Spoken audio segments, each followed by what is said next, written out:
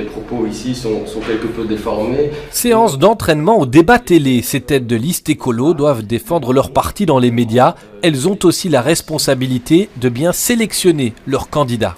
On discute énormément avec la personne pour voir est-ce qu'elle se retrouve dans le projet local, est-ce qu'elle se retrouve dans l'idéologie globale d'écolo. Un intérêt particulier est porté aux réseaux sociaux, moyens de campagne gratuits, mais pas toujours contrôlables. S'y ajoutent des chartes imposées par les partis. Le code moral, le contrat de réciprocité qui prévoit si la personne est élue, qu'est-ce qu'elle va devoir répondre. Au MR, cela vaut aussi pour les candidats dits d'ouverture, tout le monde s'engage. À poser un geste d'apaisement si des accusations à son égard pouvaient porter préjudice au mouvement réformateur. À se mettre en congé ou à démissionner si une accusation l'empêche de continuer à exercer pleinement ses mandats et fonctions.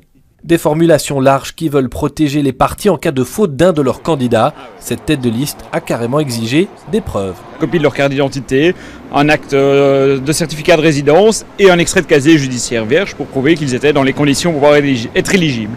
La crainte qu'une affaire même ancienne ressorte et profite aux adversaires. Ça peut parfois être un simple accident de roulage, mais parfois un peu grave, des condamnations pour faillite, des choses comme ça peut arriver. Donc j'ai des gens que j'ai refusés ou qui ont d'eux-mêmes dit « Ah ben oui, je comprends la démarche, la nécessité de faire de la transparence, la démarche d'éthique et d'engagement. » Ça ne peut pas tout éviter. Bien sûr, je dirais, on Google, je dirais un peu comme n'importe quel employeur les personnes, mais ça ne peut pas empêcher, je dirais, toute passé de remonter, ça c'est clair.